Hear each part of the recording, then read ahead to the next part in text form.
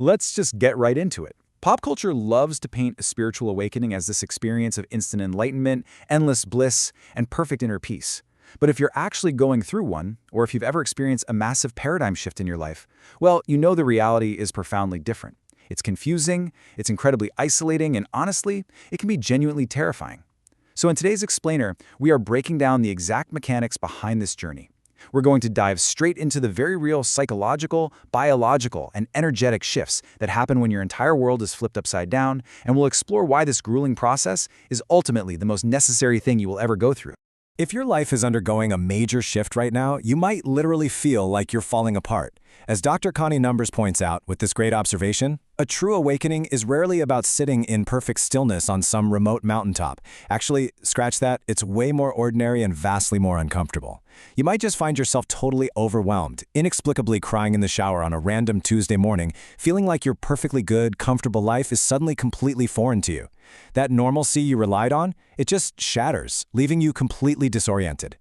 And that disorientation naturally leads to the most agonizing question of all: what is wrong with me? When you feel this deep, pervasive loneliness, even when you're sitting in a room surrounded by people you love, it's so incredibly easy to assume that you're just broken. You start wondering if you made a terrible mistake somewhere. But here's the thing. What feels like a total mental breakdown is actually the universe stepping into clear space for an entirely new foundation. You're not broken. You're just under construction. Section 1. When things fall apart. Now, what's really fascinating is that these bizarre, heavy symptoms you might be experiencing are actually universal markers that your internal foundation is actively shifting. You aren't losing your mind. You are waking up. Suddenly, you just feel fundamentally off. Your emotional sensitivity spikes, which makes things you used to just brush off feel overwhelmingly intense. What used to matter to you simply doesn't anymore, leaving you with this weird apathy toward your old goals and hobbies. You might even find yourself outright refusing to tolerate behaviors or conversations that you accepted without a second thought for years.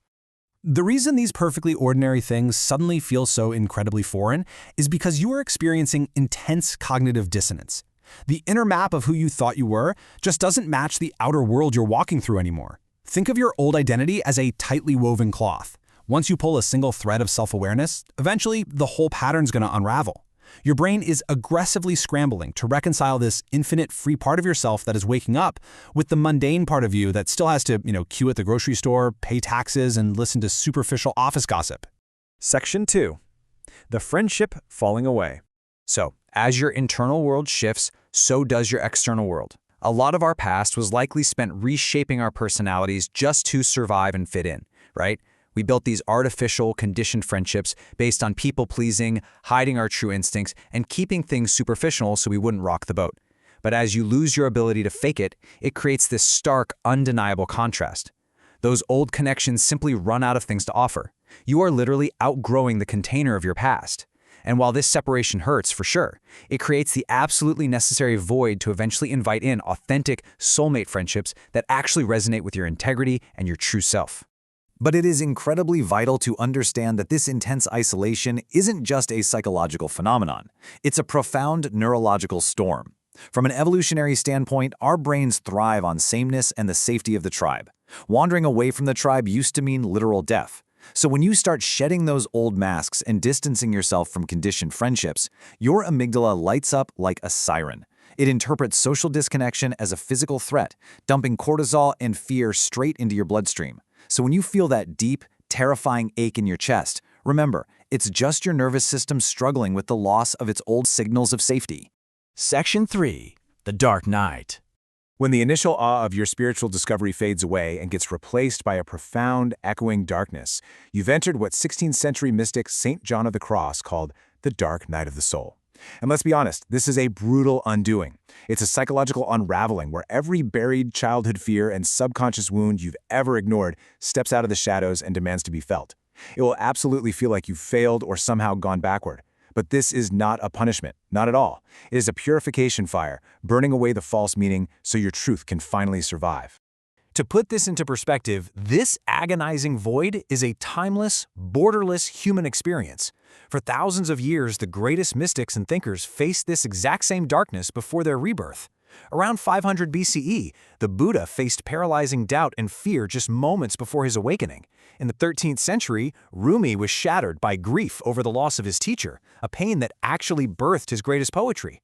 Teresa of Avila endured years where her meditations felt completely desolate and empty. And St. John of the Cross literally penned the concept of this inner darkness while chained inside a physical prison cell.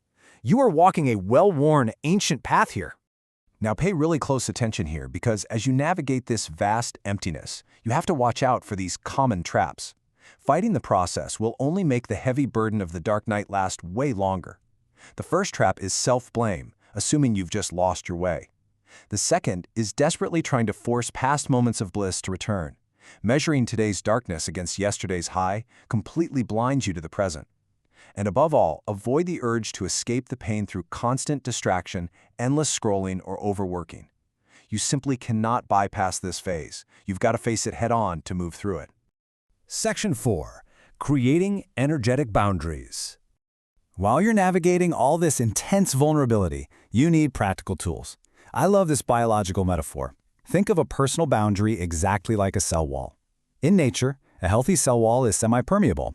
It only lets in the vital nutrients the cell needs to thrive, and it firmly pushes out the waste that doesn't serve it. Your current isolation is simply fresh space being made in your life, and you hold the absolute authority to decide who and what enters it. When you're grieving your old life, your defenses naturally weaken, making this kind of firm, intentional protection absolutely crucial. Okay, let's dive into some actionable steps you can use every single day to protect your energy when you're feeling this raw. First, before you even look at your phone in the morning, set a firm intention that everything you engage with today is for your highest good. Second, take a moment to actually visualize a protective, glowing cell wall surrounding your body and instruct it to instinctively allow love in and block chaos out. Finally, if someone brings heavy negativity into your space, just visualize a mirror facing outward, gently bouncing that frantic energy right back to them, or sending it safely down into the earth. Section 5. The true self emerges. Here's the most important thing. You don't escape the dark night, you walk through it. By yielding to the descent, you eventually reach the beautiful return. This happens when you stop wrestling with the shadow and just sit with your discomfort. It requires radical care for your physical body, getting sleep, eating well, because your nervous system needs serious strength for this level of transformation. And most importantly, it means letting go of the divide between spiritual tasks and worldly tasks.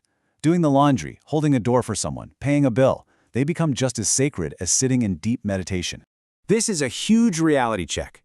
Having profound inner epiphanies and deep spiritual clarity means absolutely nothing if you continue to hide your true identity from the world. You found the key, but you have to actually turn it in the lock. You have to embody your truth through your daily tangible actions, even when it completely terrifies you. Make that drastic career change. Set that hard boundary with a family member. Share your authentic voice. It's that specific real-world courage that creates a vibrational momentum, signaling to the universe who you really are. Rumi just hit the nail on the head centuries ago when he wrote, "The wound is the place where the light enters you." This painful, agonizing falling away of your old life, your old habits, and your old friends, it was actually the precise opening required for unconditional love to finally reach you. Losing your conditioned relationships was just the stripping away of false belonging.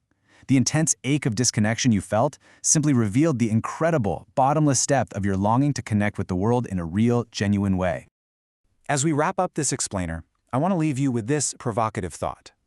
The loneliness you've endured is not a dead end. It's a threshold to a completely new existence. You have survived the unraveling of everything you thought you knew. The space is finally clear. Now it's time to build a reality that belongs exclusively and entirely to the real you. So, what is your true self ready to unlock?